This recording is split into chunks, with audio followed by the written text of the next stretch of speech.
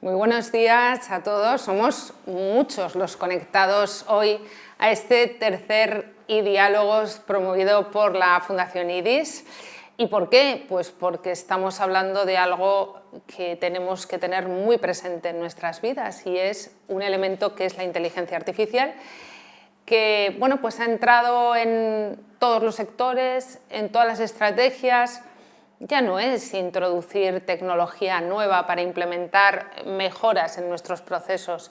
Esto nos está llevando a algo un poquito más profundo, ¿no? Nos está llevando, primero, a entenderlo, segundo, a convivir con la inteligencia artificial. ¿Qué parte te llevas tú? ¿Qué parte me llevo yo? ¿Me invades? ¿No me invades? ¿Eres mejora? ¿No lo eres? Esa tensión que nos está generando, por otro lado, y nos está llevando a una reflexión estratégica de los procesos. Mucho más allá de la mejora, a lo mejor tenemos que avanzar a una reingeniería de procesos, a una nueva forma de hacer, a una nueva forma de entender lo que hacemos, cómo lo hacemos y por qué lo hacemos, ¿no? Bueno, de esto ya empezamos a hablar en nuestros primeros iDiálogos. Hará como 5 años que esto ya estuvo presente en el discurso de la Fundación IDIS y ahora tenemos una nueva regulación. Hay un reglamento europeo aprobado en agosto, que entró en vigor en agosto de este año y que tenemos 2 años por delante para poderlo implementar.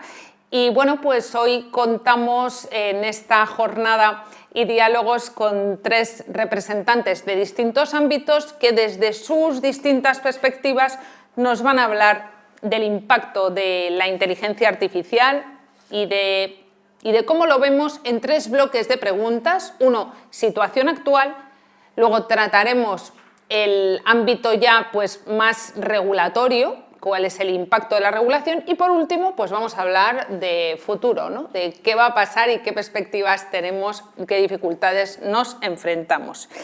Estos 3 expertos pues son Daniel Hidalgo, Antonio Ibarra e Íñigo de Miguel. Daniel Hidalgo es socio de datos e inteligencia artificial para sanidad de Accenture. Buenos días, Daniel, y gracias. Gracias, Marta. Un placer. Antonio Ibarra es director de innovación de Grunenthal y presidente de AINFA, Agrupación de Investigación y Marketing Farmacéutico. Antonio, buenos días y gracias. Buenos días, gracias a vosotros. Y por último, Íñigo de Miguel es investigador en la Universidad del País Vasco, es también vocal segundo de la Asociación Española de Derecho Sanitario y miembro del Comité de Bioética de España. Buenos días y muchas gracias por compartir a ti por la este invitación. espacio. Un placer. Pues venga, vamos rápidamente. También les digo a todos los que están viendo esta jornada que pueden ir anotando sus preguntas, sus cuestiones y sus interacciones en un blog de preguntas que tienen en un espacio destinado para ello y me pasarán aquí las preguntas para que yo se las traslade a nuestros intervinientes. Empezamos con la situación actual y te pregunto a ti, Daniel, ¿cuál es el estado actual, el estado de situación actual en la adopción de la inteligencia artificial en las empresas, particularmente en el sector en el que hoy nos encontramos, que es el sector de la salud, y cuáles son las principales aplicaciones que se están utilizando hoy en día? Pues muy bien, Marta. Yo creo que sería interesante, para entender cuál es la situación actual, hacer cierta recapitulación desde el dónde venimos, ¿no? Yo creo que en los últimos años hemos tenido una evolución en la que se consideraba que el dato podía ser un activo fundamentalmente orientado al reporting. Los servicios regionales de salud, los grupos hospitalarios utilizaban el dato fundamentalmente para ese reporting y no estaba, digamos, sacando todo ese valor a la información. Sin embargo, en los últimos años, y quizás impulsado, como no puede ser de otra manera, que nos ha empujado a todos en esta disrupción tecnológica debido al COVID, a la situación de la pandemia, nos hemos visto en la obligación de prestar mejores servicios, ser más eficientes en los servicios, y ahí es donde la inteligencia artificial, a partir de los datos, ha supuesto un cambio en la manera en la que se consumen. ¿Cuál es el problema o la situación que yo estoy viendo en la actualidad, en las conversaciones que estamos teniendo con estas entidades? Pues fundamentalmente que según van apareciendo los problemas, van generando una nueva oficina para cubrir esa problemática. Me explico. Inicialmente tenían la aproximación, como decía, del reporting, pero de repente se han dado cuenta que tienen una necesidad de normalizar esa información, de generar un gobierno de la misma, y surge la oficina de gobierno. Después, posteriormente, aparecen estos casos de inteligencia artificial y aparece la oficina de gobierno de la inteligencia artificial.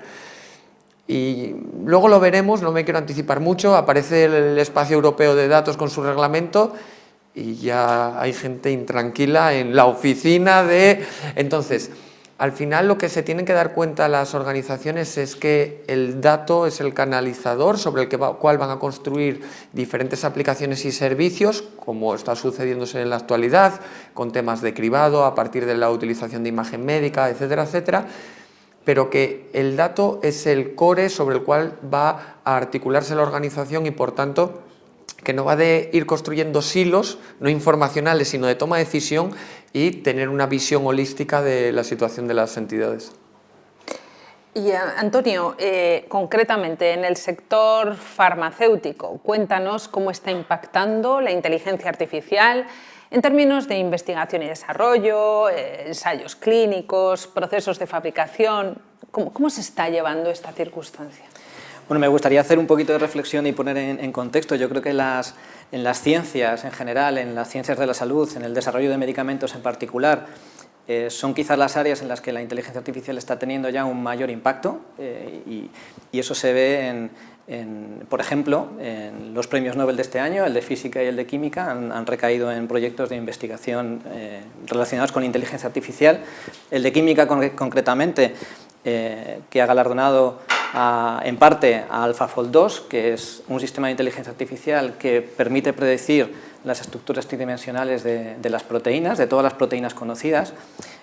Eso abre unas oportunidades inmensas, enormes, en el sector farmacéutico, porque conocer la estructura de una proteína permite entender mejor su función biológica y cuál es el papel que desempeña en el curso de las enfermedades y, por tanto, poder diseñar tratamientos muy específicos, muy dirigidos a una problemática muy concreta. Además, el Foro Económico Mundial, por ejemplo, en el último informe de este año también, de junio de este año, en un informe que tienen habitualmente en donde señalan las 10 tecnologías emergentes más importantes, ponen en primer lugar la inteligencia artificial aplicada a la investigación científica.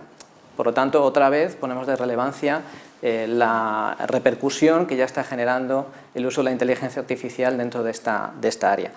Quizá también aquí hay que añadir que, aunque la inteligencia artificial generativa es lo que a lo mejor la gente piensa cuando hablamos de inteligencia artificial, hay otra inteligencia artificial que no es la generativa, que es la que lleva quizá más tiempo en marcha, desarrollándose, y que ya está permitiendo, en el sector farmacéutico concretamente, identificar bueno, pues patrones, moléculas, anticipar comportamientos de esos medicamentos en el ser humano o en las poblaciones en las que se están estudiando.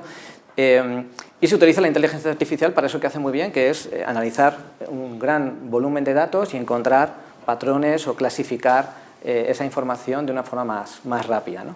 Por supuesto con una supervisión humana. Por lo tanto, ya está teniendo un impacto en la investigación y el desarrollo de medicamentos. De ahí al diseño de ensayos clínicos, pues es un pequeño paso. Obviamente, cuando tú has desarrollado o pensado un medicamento muy dirigido, mucho más, entendiendo mucho mejor cuál es el mecanismo de acción y las proteínas, por ejemplo, a las que va dirigido, pues puedes diseñar de forma mucho más efectiva esos ensayos clínicos, acelerarlos, asegurar mucho mejor la seguridad del paciente y comprobar antes los resultados de tu propuesta farmacológica. Y, por ejemplo, en el ámbito de la fabricación, pues también estamos viendo grandes avances, ¿no? Se está utilizando la inteligencia artificial no solo para optimizar los procesos de fabricación de medicamentos, sino también para, por ejemplo, predecir mucho mejor cuál es la demanda de un medicamento pues en un territorio, ¿no? O a nivel global, de modo que se puedan orientar o gestionar mejor los inventarios y evitar problemas de suministro que acaben llegando al paciente. Todo esto obviamente está todavía en una fase incipiente, muchas cosas se tienen que consolidar, pero ya está teniendo un impacto real y las previsiones obviamente es que sea un impacto muchísimo mayor, ¿no? O sea que ya se lleva tiempo trabajando con inteligencia artificial en el sector fármaco específicamente. Totalmente, sí, sí, en mi compañía o en otras compañías, ya en los departamentos de investigación y desarrollo se utilizan soluciones basadas en inteligencia artificial para, pues lo que decía, ¿no? Seleccionar mucho mejor patrones, biomarcadores, a partir de datos, que bueno, entraremos un poco luego a discutir el tema de los datos, ¿no? Porque sí, ahí es donde está un poco quizá el quid de la cuestión. Sí, sí, hablaremos más de datos, hablaremos más de inteligencia artificial generativa y explicaremos lo que es y para qué vale. En términos regulatorios, Íñigo, cuéntanos cuál es la situación actual de la normativa sobre inteligencia artificial en Europa.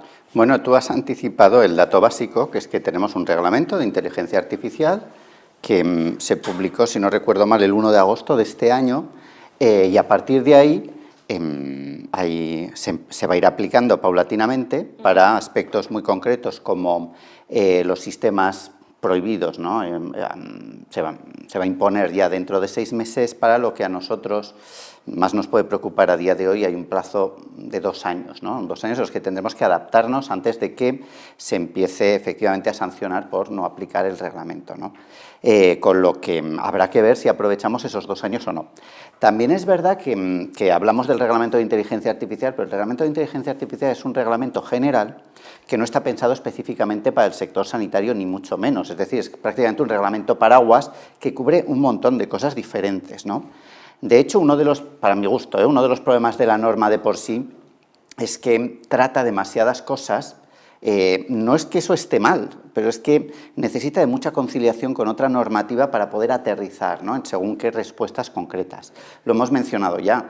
Está, por supuesto, el tema de los datos. Entonces, la normativa de referencia a día de hoy va a seguir siendo el Reglamento General de Protección de Datos, pero dentro de muy poco la parte que más nos interesa, ¿no? Que es el tratamiento de datos sanitarios, se va a regular a través del Reglamento del Espacio Europeo de Datos Sanitarios, que en principio, y por lo que me dicen, se va a publicar en enero del año que viene, en enero de 2025, con lo que en principio vamos a tener otro reglamento muy importante que va a confluir con el de inteligencia artificial.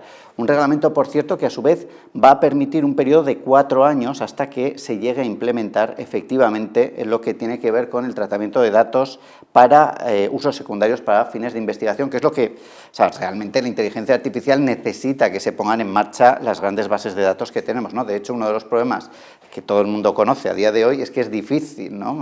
Utilizar los datos que están en las bases. Primero, porque ni siquiera sabemos qué bases de datos existen en cada... Segundo, porque no están estandarizadas. Tercero, porque la normativa a día de hoy implica más problemas que soluciones, sobre todo en algunos países, ¿no? Entonces, no es ya solo el reglamento de inteligencia artificial, es que necesitamos que se apruebe este otro reglamento. A su vez, el reglamento de inteligencia artificial, esto los de Farma lo sabéis perfectamente, al final te acaba enviando al reglamento de productos sanitarios en muchas cosas, ¿no? Sobre todo en los sistemas que hablabas tú, en los modelos igual no, pero los sistemas sí, con lo que ya tenemos muy consolidado cómo hay que hacer este tipo de cosas. Pero es verdad que son modelos consolidados para un escenario en el que el volumen era mucho menor del que vamos a tener ahora mismo. A ver, yo me pongo ahora un poquito en la piel, ¿no? En mi papel de parte de un comité de ética de investigación con medicamentos. Es que no tiene nada que ver ni el volumen ni la complejidad de lo que existía hace 3 años con respecto a lo que tenemos ahora mismo, ¿no? Que muchas veces, a ver, esto no creo estar desvelando un gran misterio, los comités de ética se pensaron en otra época para un tipo de ensayos que eran unas características completamente diferentes y cuando intentamos adaptarnos a lo que ahora mismo hay, pues se nos ven las costuras. Eso creo que hay que ser sinceros, ¿no? Y decir qué es lo que hay. Entiendo que lo mismo pasa también con otras entidades de supervisión que existen o que se puedan crear. Es que no es tan sencillo. Y luego está la parte que yo creo que también conviene subrayar desde el primer momento, que es que cualquier regulación en este mundo tiene sus límites. Es decir, puedes hacer según qué cosas, puedes intentar evitar que ocurra lo peor que pueda ocurrir, pero hay un enorme margen de cosas que no se pueden arreglar a través de unos reglamentos. Es que la vida tiene una casuística enorme y al final estamos muy limitados por lo que la norma puede hacer. Al final se trata de ver en la práctica que a dónde nos lleva todo esto, sobre todo en la praxis, ¿no? Que igual a mí es lo que más me preocupa. A mí me preocupa muchísimo qué va a pasar cuando un médico que te atiende, un profesional sanitario, empieza a implementar, ¿no? un sistema de inteligencia artificial y esa persona, ¿no? ese profesional, esa profesional que te va a tratar, tiene que empezar a interactuar con ello y tenemos que ver no ya solo si mejora o no la atención, sino incluso cómo cambia la forma de concebir su propia profesión por parte del profesional sanitario y en eso estamos todavía muy lejos de saber cómo van a ser las cosas. Y eso el derecho no lo arregla, francamente. Sí, cómo va a actuar el profesional sanitario y el paciente. Y el paciente, por supuesto, por supuesto. Vamos a tener los dos polos. Y de hecho, con el Espacio Europeo de Datos Sanitarios, una de las cosas más complicadas que va a existir es explicar a los pacientes en qué va a consistir el nuevo régimen de protección y de uso de sus datos, por qué es ventajoso para él, cuáles son sus derechos y cómo se pueden conciliar con las necesidades de lo que es la investigación, que al final es lo que a todos nos interesa, desarrollar una buena investigación, ¿no? Sí, hemos hablado mucho de normalizar, de estandarizar, de centralizar de alguna manera estos reglamentos europeos donde la praxis, por ejemplo, en cada país de Europa puede ser diferente, uno más flexible y otro. ¿Cómo se armoniza toda esta monada? Perdonar, Vale. pero es que Sí, es muy complicado esto. Te lo intento contestar de una manera simple a un problema muy complejo. Vamos a ver, cuando tú haces un reglamento europeo se aplica directamente. Como se aplica directamente, claro, los Estados miembros siempre piensan, bueno, yo estoy cediendo aquí, al fin y al cabo, parte de mis competencias, ¿no? Entonces, siempre es más fácil aplicar un reglamento cuando dejas partes de ese reglamento a la interpretación de los Estados miembros, ¿no? Que cuando se impone manu militari, ¿no? Entonces, muchas de las cosas que suceden con estos reglamentos y que vamos a ir viendo es que al final puede suceder que haya diferencias entre Estados miembros o, por ejemplo, en el de datos sanitarios puede suceder que los organismos de acceso de unos Estados miembros y otros, en principio, tengan diferencias entre sí, cosa que, por cierto, ya hemos visto con el Reglamento General de Protección de Datos, en los que las autoridades, ¿no?, de supervisión, a ver, lo que está diciendo la autoridad irlandesa en muchos momentos no tiene nada que ver con lo que dice la española, no tiene nada que ver con lo que dicen muchas de las alemanas, ¿no? Y de hecho incluso ha habido conflictos entre ellas porque unas tienen interpretaciones muy laxas y otras tienen interpretaciones mucho más estrictas de según qué cosas, con lo que es verdad que aunque el reglamento se supone, ¿no?, que sea uniforme, que en principio va a obligar a todos por igual, que es de la misma aplicación directa en todos los estados, puede haber diferencias, no ya solo entre los estados, sino incluso en regiones concretas. Me imagino que esto va a ser muy complejo. Ya está la inteligencia artificial entre nosotros, vamos a ver cómo se digiere en el sector y en las empresas para que se convierta en una ventaja y no en una ralentización a nuestra competitividad, ¿verdad? ¿Cómo llega esto a nosotros y cómo desde Accenture estáis viviendo pues este diagnóstico de la entrada de la IA en las empresas? Claro, de la entrada de la IA con esa mochila a nivel normativo, ¿no? Que al fin y al cabo es el debate que está sobre la mesa si este reglamento o estos reglamentos van a suponer una pérdida de competitividad respecto a otros mercados, ¿no? Para poder responder a esa pregunta, a mí me gustaría, más aprovechando el esquema que ha esbozado Íñigo, hablar de 4 reglamentos que tenemos que tener en cuenta, ¿no? Para ayudar un poco a estructurar la respuesta. Tenemos el de dispositivo médico, tenemos el de la protección del GDPR, de la Ley de Protección de Datos, tenemos el de la inteligencia artificial que se ha aprobado en agosto y tenemos el reglamento del Espacio Europeo de Datos, ¿no? Yo me quiero centrar fundamentalmente en los dos últimos porque creo que ahora mismo son los que más controversia pueden generar. Si nos centramos por un lado en lo que tiene que ver con el reglamento de la IA, además tuvimos la oportunidad de escuchar a Ignasi, el director de la ESIA, hace un par de semanas, pues tenemos que entender que en base a esa interpretación, no es un reglamento en el cual no permita el uso de la inteligencia artificial, sino lo que hay que tener claro es hay una serie de casos de uso que parecen obvios porque atentan contra los derechos humanos que van a estar prohibidos. Y ahí, pues como toda sociedad que formamos parte y que cuidamos por esos derechos humanos, realmente bueno, no nos tiene que generar excesivo ruido, ¿vale? Luego tenemos otros casos de uso. Esos casos de uso hay diferentes niveles de riesgo y en función de ese nivel de riesgo, con una interpretación, como decía Íñigo, pues tenemos que tomar diferentes acciones. Donde yo veo uno de los principales riesgos, y es que en esas entidades de autorización o de supervisión, que no se produzca un cuello de botella a la hora de gestionar los miles y miles y miles de casos de uso que ahora ya mismo en el sector de sanidad, pero también en otras industrias, porque esto no aplica solo a sanidad. Por tanto, yo ahí veo un riesgo, una incertidumbre, un miedo por las entidades que quieren empezar a trabajar en esta hoja de ruta de aplicar la normativa o la ley europea de inteligencia artificial y una preocupación. También tengo que decir que todo científico de datos, en ese ADN que tenemos como científico de datos, tenemos gran parte de esas guías que incorpora la regulación, ese control de los sesgos, ese entender cómo puede variar de la población que estás utilizando para un entrenamiento a la que luego estás utilizando para la aplicación del modelo.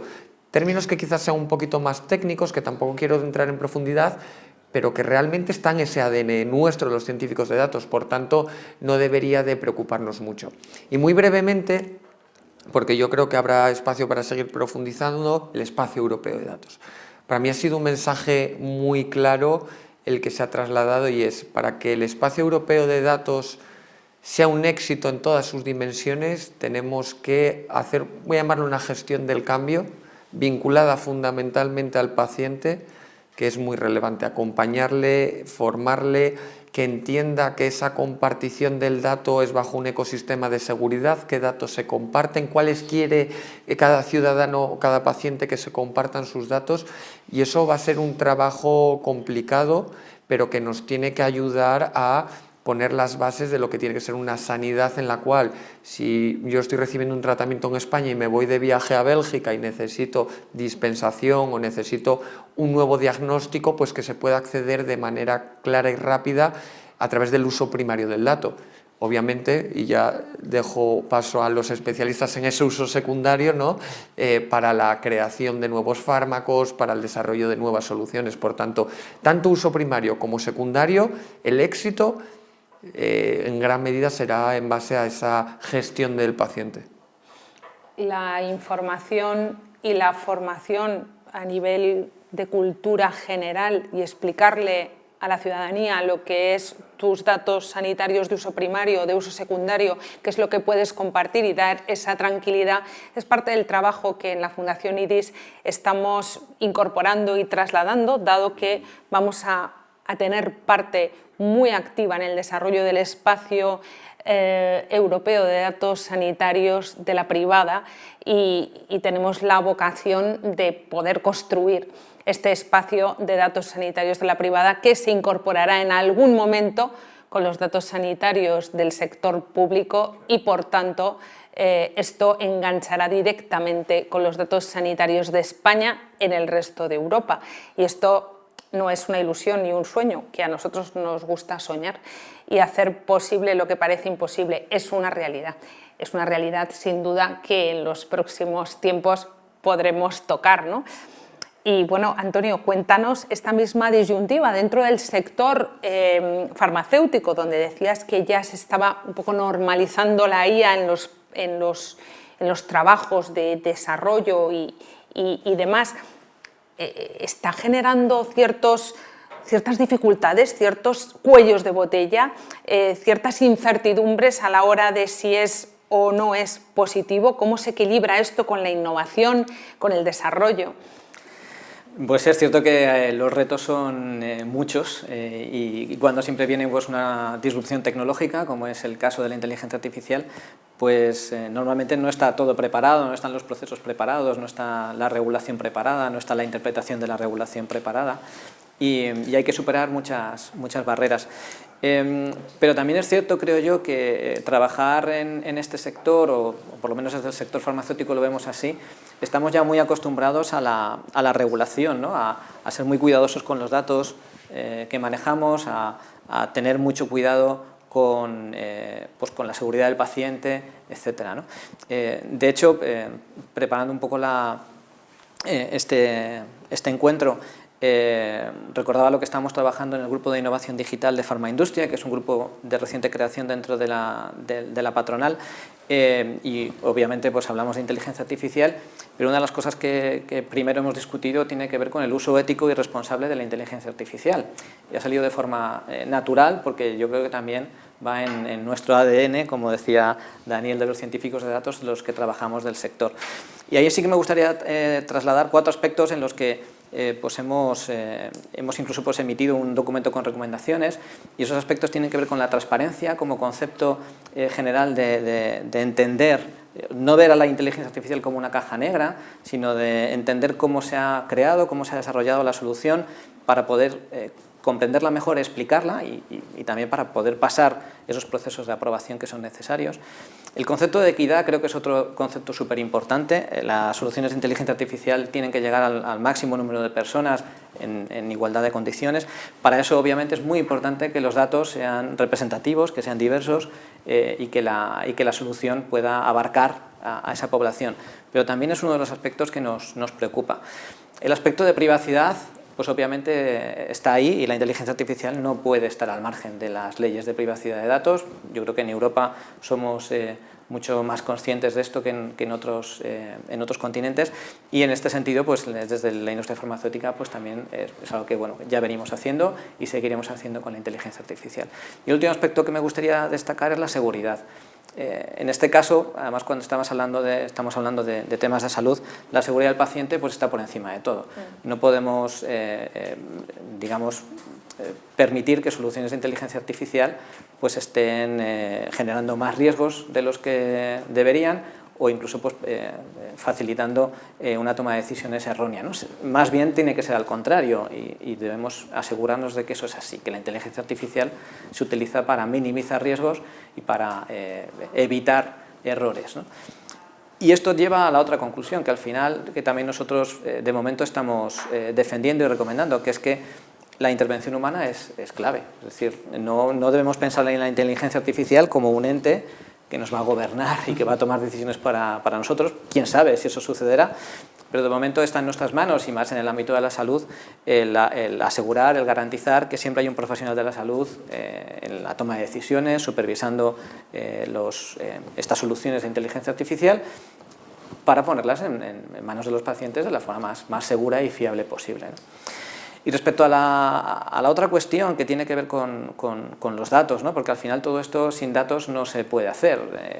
La inteligencia artificial será tanto más buena como mejores sean los datos, ¿no? Y un poco para equilibrar quizá pues esa aceleración o esa innovación con la regulación, pues creo que esto que estamos hablando, ¿no? de la cesión de datos médicos para fines de investigación, pues creo que es muy interesante, ¿no? Ya, a mí me gusta más el concepto de donación de datos, ¿no? Porque igual que donas sangre para salvar vidas, pues bueno, pues está llegando el momento que donar datos puede servir para salvar vidas. Y creo que eso también es muy importante hacérselo saber a la población. Exacto, esa donación altruista, ¿no? De poder estar donando tus datos desde la seguridad y la confianza, que eso es lo que a lo mejor no se tiene tan claro, ¿no? Bueno, desde el aspecto, Íñigo, del reglamento y orientándonos al sector salud, realmente la implementación de este reglamento puede ralentizar la innovación, puede llegar a ser un freno, o todo lo contrario, puede incentivarlo. Bueno, yo diría que incentivarlo no lo va a incentivar, ¿eh? O sea, vamos a ser sinceros. Es decir, si yo quiero desarrollar un sistema, cuantos menos mecanismos tenga, ¿no? A la hora de supervisar, pues hombre, mejor para mí, en el sentido de que voy a tener que pasar por menos fases, sobre todo si muchas veces las supervisiones prácticamente se duplican entre sí, que es uno de los problemas que tenemos, que es que yo creo que hay veces en los que se están repitiendo procedimientos que no es necesario. Vamos a ver, lo ideal y la apuesta de Unión Europea es decir, mira, somos capaces de desarrollar buena inteligencia artificial respetando los derechos humanos. Esa es la apuesta de Unión Europea, y yo creo que se puede hacer, que es factible. Es verdad que nos vamos a tener que enfrentar con otros marcos o con otros sistemas en los que la regulación va a ser mucho más laxa y ellos van a tener la libertad de pues, poder hacer las cosas de manera mucho más rápida. ¿Eso significa que vaya a ser mejor? Bueno, no lo sé. Lo que sí es casi seguro es que va a haber más accidentes de por medio. Eso es prácticamente seguro. Esto es como en los viejos tiempos en los que la investigación biomédica se hacía prácticamente sin supervisión ética. Claro, se descubrían cosas, claro que se descubrían, el problema era lo que te llevabas por delante, es lo de siempre, ¿no? Entonces yo creo que acertadamente decidimos que, hombre, que tú no puedes hacer una investigación sin tener en cuenta una serie de parámetros fundamentales desde el punto de vista de la ética. El reglamento de inteligencia artificial claramente ha puesto esto sobre la mesa y mucho de lo que tú contabas, ¿no, Antonio? Es que ha cristalizado en derechos, ¿no? Tenemos muchos derechos a que muchas cosas estén muy claras. Tú como paciente, si te van a... Primero tienes que saber que van a utilizar un sistema de inteligencia artificial, si ello te va a afectar de manera decisiva, ¿no? Si un profesional sanitario va a tomar una decisión sobre la base de un sistema de inteligencia artificial, tú lo tienes que saber en principio, que eso va a intervenir y que va a ser muy importante. ¿Puede complementar su decisión? Claro, sí, pero la cuestión es que juega un papel muy importante la decisión del profesional sanitario. Tú lo tienes que saber que esto está interviniendo, ¿no? Y tienes derecho a saber, por ejemplo, qué es ese sistema, cómo se ha entrenado, qué es lo que ocurre con él, ¿no? Para ver si esto efectivamente tiene un sentido o no. A partir de ahí, siendo tan garantistas como somos, yo entiendo que hay algunos momentos en los que un exceso de garantías puede empezar a ser dañino, sí. Que eso es como todo también, ¿no?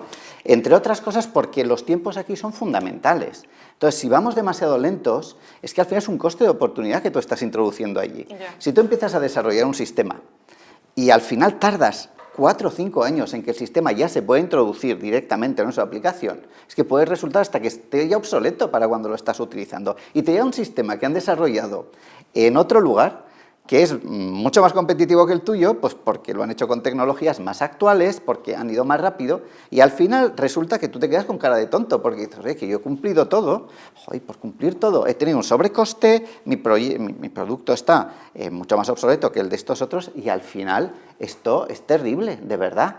Y ante eso, pues la verdad es que no tenemos muchas buenas respuestas. Ese es uno de los problemas, ¿no? Que en este juego es verdad que el que juega sucio puede llevarse la baraja.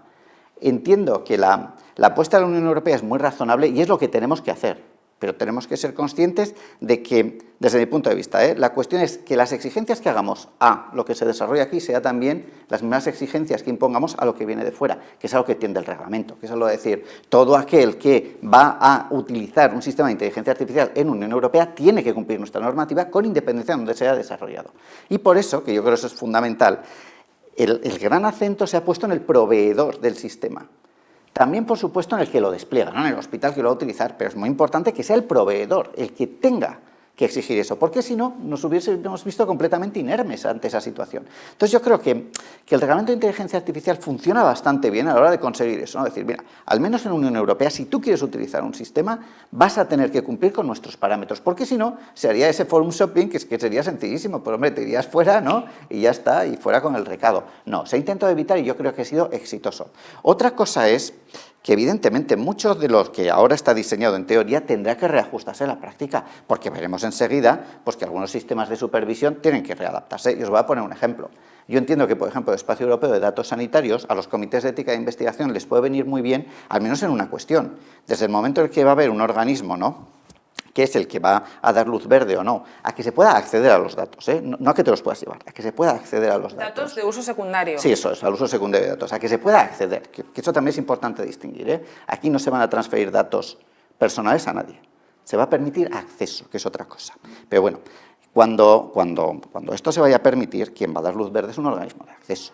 Entonces, el Comité de Ética de Investigación, que lo va a ver primero, ya va a saber que va a haber un organismo de acceso después, que es el que se va a encargar, entre otras cosas, de ver si cumple las finalidades previstas en el reglamento, si se va a cumplir con las con todo lo que implica el Reglamento General de Protección de Datos. Por ejemplo, los análisis de impacto. Uno de los problemas de un Comité de Ética de Investigación es decir, oye, yo tengo en serio que decirle a un investigador que tiene que hacer un análisis de impacto de tratamiento de datos, pues no, seguramente tiene que ser su propia institución la que diga esto, pero hasta ahora no está claro. Con el nuevo reglamento pues va a ser mucho más sencillo, porque el organismo de acceso al final va a ser el responsable de que sea un tratamiento de datos efectivamente responsable y con todas las garantías puestas sobre la mesa, con lo que en principio también se va a racionalizar un poco más la supervisión en algunos puntos. Eso es lo que yo creo que va a pasar, ¿eh? Pero ese comité de ética no está constituido. Sí, hombre, a día de Ahora, hoy... sí. Sí. Vale, y hablando de esto, nos preguntan, la IA va a generar problemas de sesgos por la diversidad de culturas y sociedades. Sí. ¿Cómo va a gestionarse la ética de todo esto? Desde mi punto de vista, ahí la cuestión está muy clara. Tú tienes que tener, bueno, tú lo habéis hablado ya antes, ¿no? Para empezar, todos los desarrolladores son muy conscientes de que los sesgos son uno de los grandes problemas de la inteligencia artificial. Pero claro, eso lo tienes que combatir primero de la fase en la que tú diseñas el modelo y la fase en la que entrenas. Pero claro, a la hora de implementarlo, si un hospital, por ejemplo, va a introducir un sistema, tiene que ser muy consciente de cómo se ha entrenado el sistema para ver si con su población va a funcionar bien o mal. Tiene que entender muy bien quién es exactamente el que se va a beneficiar de ello y quién no. Os voy a poner un ejemplo. Tú desarrollas un sistema ligado a detección de cáncer de mama. Hombre, te tendrán que decir si eso sirve también para los hombres, porque los hombres también lo tienen, aunque sea una porción muy pequeña. Porque como no lo sepas, el sesgo es muy sencillo, claro, lo estás utilizando para hombres cuando eso se ha diseñado solo con mujeres. Lo mismo pasa en pediatría, igual te lo hacen, ¿no? Con niños de 3 a 5 años y lo estás aplicando en niños de 10 años, es que no es lo mismo. Pero para eso también el reglamento sí que introduce muchísimas medidas encaminadas a que el responsable del despliegue sea muy consciente de qué es lo que tiene entre manos y obliga al proveedor a que le explique muy claramente qué es lo que ha diseñado y cómo lo tiene que optimizar. De hecho, llega hasta el punto de que el proveedor tiene que anticiparse y pensar en todos los malos usos que le puede dar el responsable del despliegue. O sea, tú al final tienes que acabar pensando, joder, ¿hasta qué punto de tonto puede ser este tío, ¿no? Para explicarle, mira, no se te ocurre hacer esto, con lo que al final es verdad que esos documentos van a acabar siendo prácticamente como la parte de los efectos adversos que ponéis vosotros, ¿no? Que te va añadiendo todo lo que hemos visto que puede pasar. Pues va a ser eso, va a ser prácticamente una descarga de responsabilidad de decir, oye, por favor, no hagáis todo esto, esto está diseñado para esto, pero no se lo pongas al niño de 2 años, de verdad. Eso es un poco Daniel, lo que va a ¿tú pasar. querías apuntar? Yo quería reforzar los mensajes que ha dado Íñigo porque para mí son la clave. Lo primero es, lo decía, no solamente es para lo que se desarrolle en la Unión Europea, sino que es para lo que se aplique en la Unión Europea. Eso es fundamental, porque no podemos pensar que un producto de otra región, vamos a decirlo así, ¿no? de Estados Unidos, de Asia, va a venir aquí sin ningún tipo de cortapisa. No, va a tener que pasar por el aro. ¿Que nuestro aro en términos de desarrollo limite la competitividad o que genere que vayamos un poquito más lentos? Puede ser. Eso, un punto. Luego, desde el punto de vista de sesgos, nosotros cuando tenemos estas conversaciones utilizamos el mismo ejemplo y es el del coche autónomo. No tiene nada que ver, pero tiene que ver. ¿Por qué? Porque el coche autónomo se pone siempre el ejemplo del dilema del tranvía a la hora de cuando va un coche autónomo y está ante un escenario en el que puede atropellar a una persona o porque va a haber un accidente, o dar una maniobra y chocar contra un árbol en el que pueda morir los pasajeros del coche, ¿qué decisión toma? Y en esa decisión, cuando haces un análisis de la respuesta que dan las diferentes culturas, varía. Claro. Entonces, va muy al hilo de esa pregunta. Entonces, lo que tenemos que tener, y aquí ya para cerrar este apunte, es que el reglamento pone el foco en que sea muy consciente, como ha comentado Íñigo, de lo que se está haciendo, con qué tipo de datos y qué potenciales malos usos puede haber.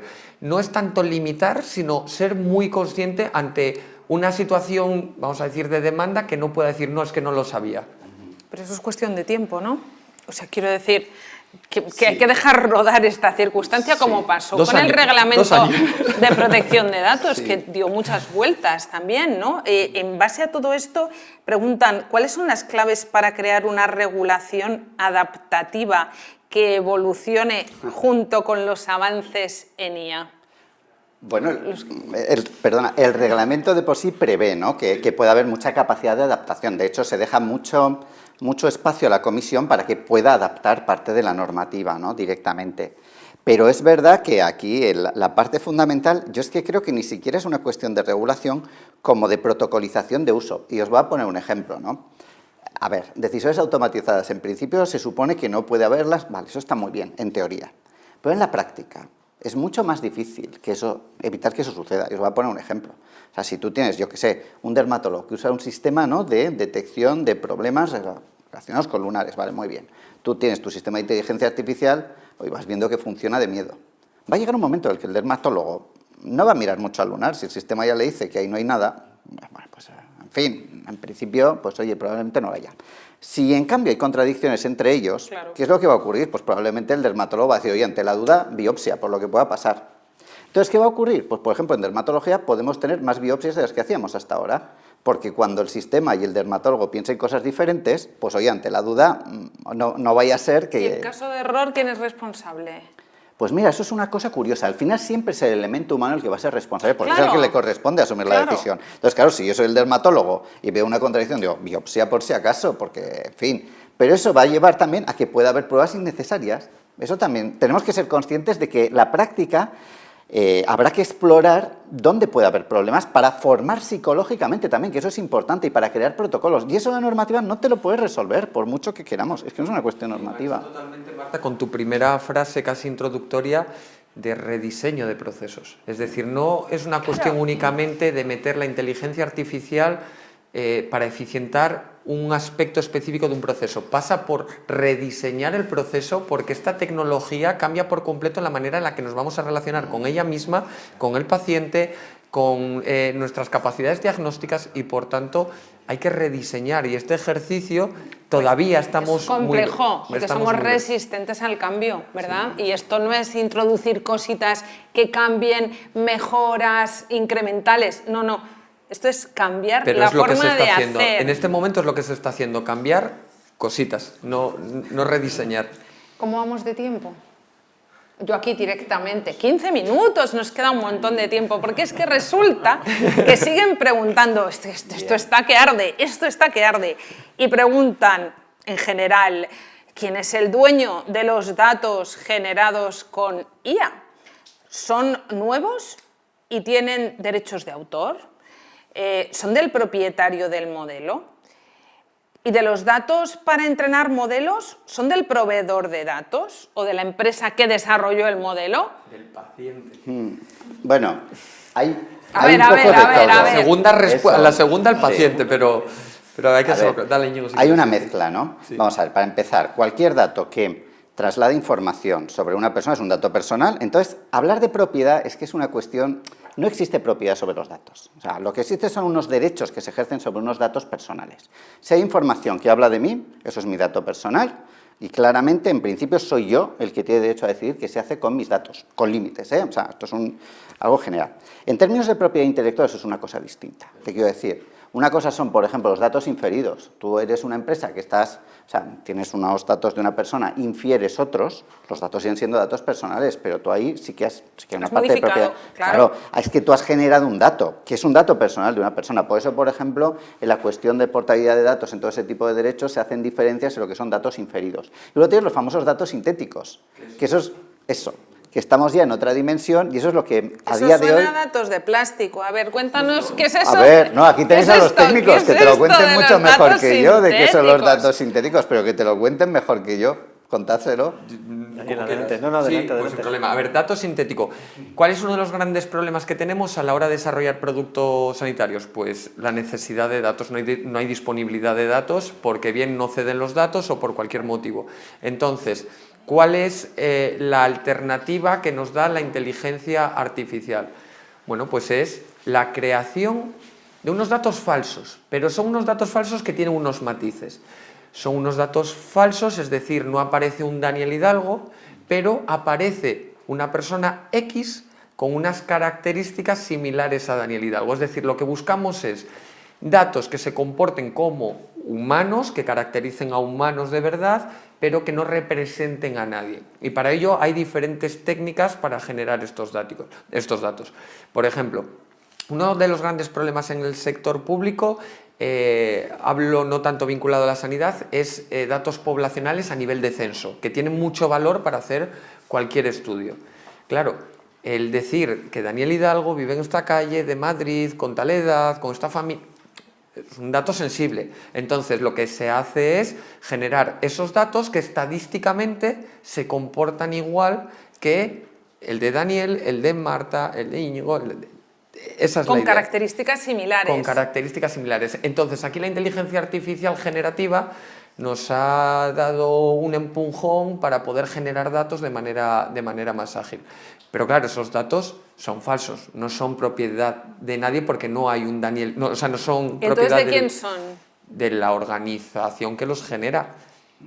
Siempre que efectivamente no los puedas ligar a una persona, porque claro, Correcto. Esa es la clave. Esa es la clave. O sea, el problema está en que hay veces que generas datos sintéticos que en el fondo sí que te van a dar información sobre una persona en concreta, a pesar de que los estás creando tú, sí, ya, pero es que... Imaginemos que tenemos una población de 20 habitantes y en esos 20 habitantes, claro, con esa pequeña muestra hay 3 mujeres y solo una rubia. Pues el dato sintético, por mucho que diga una rubia... No está tan anonimizado. No, entonces, lo puedes ligar a hay una un tema persona. de que el dato sintético no permita tirar de ese perfil falso hasta llegar a esa persona que es la semilla, digamos, de esos datos. Es decir, no es anonimización, no estamos hablando de que Daniel Hidalgo se pase a llamar X, es de generar datos que estadísticamente representen a la población de un conjunto. Antonio, ¿querías...? Bueno, yo creo que es una técnica muy interesante a la hora de desarrollar medicamentos, ¿no? Porque a veces es muy... Bueno, creo que a veces no, siempre es mejor evitar los riesgos en seres humanos de verdad, ¿no? y tener la capacidad de probar una hipótesis con datos sintéticos. Es decir, que al final, bueno, pues si tienes la capacidad técnica y la inteligencia artificial le empieza a permitir eso, de decir, oye, ¿y esto cómo se va a comportar en seres humanos de estas características, ¿no? De esta edad, de este perfil, en estas condiciones? Claro, si no lo haces en seres humanos de verdad, no vas a poder saber cómo se va a comportar, pero puedes anticipar con datos sintéticos cuál va a ser ese comportamiento, ¿no? Y eso es muy interesante a la hora de, incluso, oye, pues si la prueba con datos sintéticos ya te sale mal, pues mira, a lo mejor ya no lo intentes con humanos, ¿no? Por simplificar muchísimo, ¿no? Pero es muy interesante, ¿no? Y la parte y esto también se está utilizando, lo estamos empezando a utilizar también para entrenamiento, ¿no? Para entrenar, bueno, pues de alguna manera, e incluso procesos o entrenar actividades, ¿no? Porque tener digamos, un sucedáneo de humano con el que poder conversar, con el que poder testar ciertas intervenciones, pues lo mismo, te puede dar información muy valiosa a la hora de luego eso pasarlo a la práctica, que es realmente pues lo que hay que hacer con seguridad. Da un poco, si te permito, no, pero es que da mucho sustito da esto, mucho, ¿eh? Sí. O sea, te decir. pongo un ejemplo de esto, ¿no? Que quizás a mí me lo pusieron una vez y yo creo que es muy ilustrativo de lo que estamos hablando. Sí. Tú imagínate, por ejemplo, que eres pues una persona, ¿no? Que quiere heredar de su abuela y un buen día, oye, pues tú te cargas a tu abuela con disimulo, ¿no? Que esto hay gente que lo hace. Tu abuela tiene un loro y tú heredas el loro. Oye, resulta que el loro de la abuela le gustaban mucho las películas de cine de asesinos y el loro aprende a decir asesino, asesino, asesino, ¿no? Viendo las películas y más. Tú te llevas a tu casa la herencia de la abuela y el loro. Pues te viene la policía a entrevistar, joder, justo cuando viene la policía el loro se pone a decir asesino, asesino, asesino. Y un policía piensa, joder, a ver si este va a haber hecho algo que el loro le dice asesino. No tiene nada que ver, pero la policía se pone a averiguar por eso y dice, joder, pues sí que lo es. Y te trinca. A ver, todo lo que el loro está diciendo no tiene nada que ver contigo en absoluto. Es puramente sintético, pero al final te ha acabado desvelando algo que un policía se ha creído de ti. El dato ya es personal en ese sentido, porque está diciendo algo sobre ti que es creíble. Sobre todo porque es que lo que no se nombra no existe, pero hay Sí, veces sí, que cuando se nombra pero el te loro lo está diciendo asignan. asesino, asesino, y dice, joder, con el loro. Lo del loro, esa me ha gustado para utilizar. Hombre, nos hemos quedado con el loro, con el coche autónomo, bueno, con una cantidad de cosas. Bueno, Antonio, vamos a incidir un poquito más en eso que ya hemos oído hablar mucho y que a los pacientes nos encanta, ¿no? Que es la medicina de precisión, la medicina personalizada, la medicina de precisión. ¿Cuál es el contexto de la inteligencia artificial dentro de tu sector para llegar a esto que yo creo que es bastante ansiado por parte de los pacientes, ¿no? Bueno, en teoría siempre se ha intentado hacer una medicina personalizada, es decir, los médicos, los profesionales de la salud intentan personalizar el tratamiento en cuanto a las características únicas del paciente, pero lo hacen hasta ahora, lo han venido haciendo pues con métodos más tradicionales. La inteligencia artificial permite hacer esto a gran escala. Pero pasa por un debate que acabamos de tener, que es el tema de los datos, es decir, poca medicina de precisión puedes hacer si tú no puedes acceder pues al digamos, a los datos genómicos, por ejemplo, de todos los individuos, porque eso realmente es lo que te individualiza como ser humano. Entonces, bueno, pues esto está muy ligado, es decir, la medicina de precisión llegará a ser, en tanto que los datos, digamos, individualizados, datos de salud, estén disponibles para tomar ese tipo de decisiones, ¿no? Ahora mismo, por ejemplo, por poner algo que no ha salido, ¿no? Con este tipo de dispositivos que llevamos muchos de nosotros, estamos recogiendo datos de salud constantemente. Claro. ¿Dónde queda esto?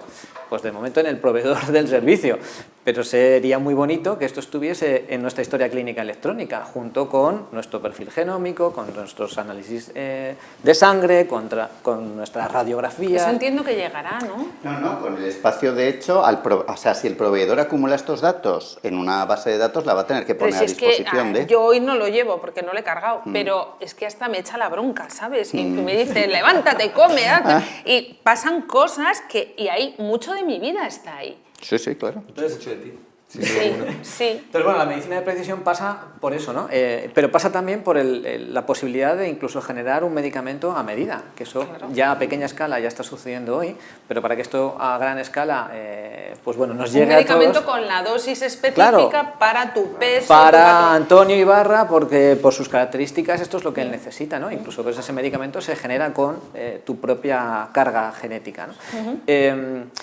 Eso que digo, ya está a pequeña escala funcionando, pues bueno, necesitamos que pues ser más eficaces, más sostenibles, bueno, que la regulación, que los modelos, que los lagos de datos, los data lakes, nos permitan hacer esto a más escala. Pero desde luego es algo que está en el futuro y que seguramente vendrá. Y un poco entroncando con lo que dices y preguntan, ¿cuáles son las mejores prácticas para involucrar a los pacientes en el desarrollo y regulación de tecnologías de IA en la salud? Wow. No, sí, yo creo que es una cuestión de comunicación fundamentalmente, de una comunicación en la que se entienda claramente que va a poder consentir qué datos van a ser utilizados, que va a tener la posibilidad de decir cuándo sí, cuándo no se van a utilizar mis datos y que en cualquier caso esos datos para ese uso secundario no van a identificarle como persona. Para mí tienen que quedar esos tres mensajes súper claros a nivel de comunicación, porque si no va a haber cierto recelo y posiblemente también sea un tema social, es decir, que como todo proceso tendrá su adopción y llevará un tiempo y habrá perfiles que estarán más predispuestos a donar sus datos, que también me ha gustado mucho, respecto a otros. Sí, yo creo que hay que explicarlo como con casos prácticos, ¿no? La gente lo tiene que entender, o sea, como un testimonial práctico de para qué ha servido tu dato anonimizado en un momento dado, ¿no? Pero entenderlo de alguna manera. Sí, mira, yo creo que hay dos cosas fundamentales en eso. Una es explicar a las personas que es muy necesario, que realmente no estamos hablando de... Porque yo creo que lo que da pánico al paciente que es reticente es un mal uso, un posible mal uso de sus datos, es lo que le da pánico. Y lo segundo que hay que decirle es que la posibilidad de salvaguardarle frente a ese mal uso muchas veces proviene de que establezcamos garantías que sean realmente eficientes de que eso no suceda, ¿no? Es decir, nosotros durante mucho tiempo hemos puesto el foco en el consentimiento, ¿no? Una cuestión de decir, no, mira, aquí no se va a hacer nada sin consentimiento de pacientes y esa es tu mejor garantía. Yo creo que eso es un error, francamente. Y explico por qué. Muchas veces los pacientes dan consentimientos a lo que les pidas. Sí. O sea, pero si nos pasa a todos, nos pasa a todos. O sea, claro. ¿quién demonios no se instala una actualización de iOS del iPhone leyéndose todo lo que te pone allí? Es que no haríamos otra cosa. Yo lo leo todos los días. A ver, claro, y aunque lo leas no te da otra opción. ¿Y a qué te dedicarías? ¿A leer un chorro interminable? A leer esto. Entonces, no tiene, es una auténtica ficción, ¿no? Porque dices, sí, consiento. Y dices, hombre, consiento porque ni tengo tiempo ni tengo otra opción. Claro, esto es prácticamente como el consentimiento al matrimonio, ¿no? Que tú lo das sin saber muy bien dónde te metes y sin tener mucha elección, ¿es sí o no? O sea, aquí es lo que hay, ¿no? Entonces, el problema que yo veo en esto es que hay que decirlo, mira, esto no es una cuestión de consentimientos, no nos obcequemos en eso, es una cuestión de que tenemos muy buenas garantías de que efectivamente esto se va a utilizar para lo que se tiene que utilizar. Eso es. Y si hay un problema, tú tranquilo, que ya nos vamos a encargar de solucionarlo. Esa es la clave. Esta aproximación es muy interesante porque tiene mucho que ver en cómo en la administración pública en general en España realizamos los procesos.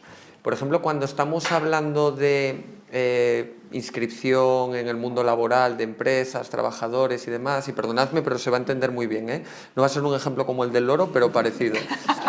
Realmente nosotros, ¿qué estamos haciendo desde el punto de vista de la administración española? Poner muchos controles de entrada para asegurar ese consentimiento, esas garantías. ¿Qué están haciendo otros países, por ejemplo Reino Unido? No establecen esos controles, pero sí que luego en lo que es la lucha contra el fraude, en esos controles, cuando te cazan bien cazado. ¿Eso qué quiere decir? Que ya se preocupa mucho de que los controles, de que esa empresa que se inscriba, que desde el primer momento vaya por el procedimiento adecuado.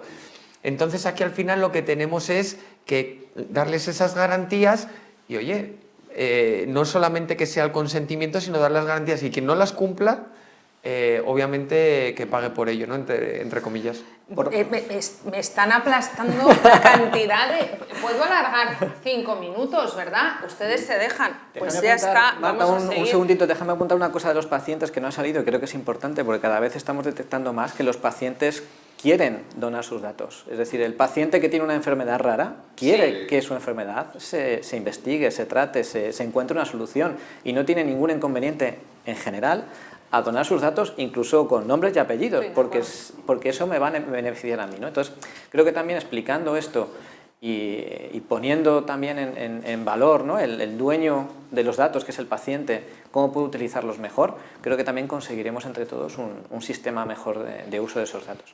2 preguntas que vais a contestar sí o no, muy rápido. ¿Pueden usarse los datos publicados en fuentes públicas para entrenar sistemas de IA? Por ejemplo, datos publicados en el Sistema de Información de Ensayos Clínicos en Europa, en el CIS. Hombre, no necesariamente. El hecho de hacer público un dato voluntariamente simplemente significa que levantas el veto, la prohibición de que se pueda tratar. Pero tienes que saber muy bien para qué se ha hecho esa publicación y demás. Si el uso que tú quieres hacer de ese dato es compatible con el motivo por el que se publicó, entonces sí, pero si se publicó para otras cosas, no. Hay una parte en ese copyright, vamos a decir así, que te indica al uso. Yo hasta donde sé, por proyectos que hay en la actualidad, me atrevo a decir que sí. Por proyectos que ya están explotando esas bases documentales de ensayos clínicos, me costaría creer que la administración pública fuera contra ley y por tanto yo diría que sí que se está utilizando. Posiblemente porque en esos términos y condiciones de ese copyright lo permita. Quiero decir que no es incompatible una respuesta. Luego hay una cosa que es cierta, es decir, en principio tú puedes tratar cualquier dato para fines de interés público siempre que se cumpla una serie de condiciones. Hombre, que el consentimiento no es necesario, tienes 6 bases de legitimación. Pero el hecho de por sí de que un dato sea público, o que el acceso sea público, no incide directamente en que tengas una base de legitimación. Solo incide en que en los términos, me estoy poniendo un poco técnico, perdón, del artículo 9.2 del Reglamento General de Protección de Datos, ya no tienes el veto.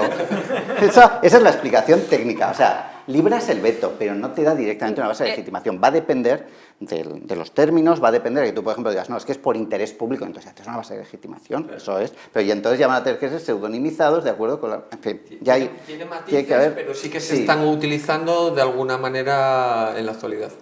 Una última pregunta. ¿Ya está constituido el organismo que dará la autorización al acceso de los datos? No. ¿Sería el mismo organismo que dará autorización al desarrollo de la IA cuando es especialmente sensible? No. No. Son totalmente diferentes. Son diferentes. Sí. Tenéis 1 minuto cada uno para decirle a estos señores las tendencias de futuro y dar, bueno, pues... ¿qué va a pasar? ¿Cuánto de positivo hay? ¿Cuánto de dudoso hay?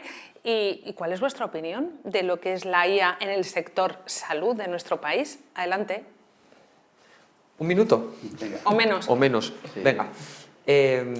Solamente tenemos que mirar al avance que se ha conseguido, por ejemplo, en el caso del COVID, con las vacunas ARNS mensajero, en la cual a través de la inteligencia artificial se ha podido predecir esa estructura de proteínas, para saber que esto está aquí, que las capacidades que van a llegar van a poner en riesgo ciertos puestos de trabajo, y aquí hay un aspecto social que vamos a tener que tener en cuenta. Totalmente. Y que actualmente en el pasado las disrupciones tecnológicas afectaban un tipo de trabajos, vamos a llamar muy manuales, pero que esta disrupción afecta a otro tipo de trabajos, y que al final todo lo que tiene que ver con sanidad ya está trabajando en casos de uso, y es una cuestión de ir adquiriendo esa experiencia como nueva tecnología. Por tanto, esa inversión que ha podido llegar por diferentes canales en los últimos años, yo no tendría miedo a... ¿y ahora voy a pisar el freno? No, porque es que una vez que estás en este barco ya no te puedes bajar de ello. Antonio. Pues de hecho, hilando con lo que decía Daniel, yo creo que es una oportunidad sin precedentes casi para que el sector de la salud y el de la sanidad lideren una transformación guiada por una nueva tecnología, que normalmente pues como sector hemos estado siempre un poco más en la retaguardia, ¿no? o en las líneas no primeras. Por lo tanto, creo que es una grandísima oportunidad, el impacto ya lo estamos viendo, el impacto positivo que puede haber en la salud de las personas es inmenso, y por tanto la coordinación de todos los actores, que yo creo que también aquí hay que apelar a eso, ¿no? Otra vez, a la coordinación de todos los actores y la colaboración de todo el entramado del sector sanitario en pos del beneficio para el paciente, en este caso pues guiando con soluciones de inteligencia artificial. En cuanto a tendencias y futuro, es muy difícil anticipar nada. Nosotros desde AINFA, desde la Agrupación de Marketing e Investigación Farmacéutico, presentamos mañana por la tarde, de hecho, un informe de tendencias, pero nos quedamos en el año que viene, es decir, que no pretendemos predecir nada a 10 años vista, porque la verdad es que esto va tan rápido que no lo sabemos qué va a pasar. Lo que sí sabemos es que como sector pues, podemos liderar, tenemos una responsabilidad muy importante, y desde la industria farmacéutica pues vamos a intentar aprovecharla. Hilando un poco con lo que decíais vosotros, ¿no? Yo entiendo que a día de hoy estamos mejor de lo que estábamos hace unos meses, aunque solo sea porque ya tenemos una normativa más desarrollada a la que ya podemos empezar a criticar, porque esto también es como todo, ¿no? Es decir, es mejor tener algo, aunque sea malo, que no tener nada. Eso yo creo que siempre es mejor. A partir de ahí nos va a tocar, efectivamente, trabajar entre todos, porque hay muchas cosas que solo van a salir bien si alcanzamos consensos. Aquí no se pueden imponer las cosas, eso yo lo tengo clarísimo, ¿no? Entonces tenemos el inicio, que es una posibilidad normativa de hacer cosas, y a partir de ahí es cuando tenemos que empezar a trabajar de verdad en cómo aterrizamos con todo esto, ¿no? Entonces el futuro yo creo que es apasionante, creo que sí, que tenemos muchas posibilidades de que esto no salga bien, y sobre todo es que no tenemos un plan B, o sea, es que no nos podemos permitir que nos salga mal, con lo que al final alguna solución encontraremos. Pues claro, estamos en punto de no retorno, y yo creo que todos estamos encantados porque precisamente en el sector de la salud parece que todo es mucho más positivo, ¿no? Para identificar nuevas enfermedades, para diagnosticarlas, para tratarnos y para curarnos. Vamos a ver cómo convivimos con esta inteligencia artificial, cómo convivimos con esta nueva regulación que tendremos que adaptar a nuestras necesidades, y cómo esta regulación nos va a permitir que estas decisiones acaben siendo de humano a humano, ¿no? De alguna manera, para no sentirnos vulnerados. Yo creo que lo vamos a conseguir con determinación, con ganas y con tiempo. Muchísimas gracias.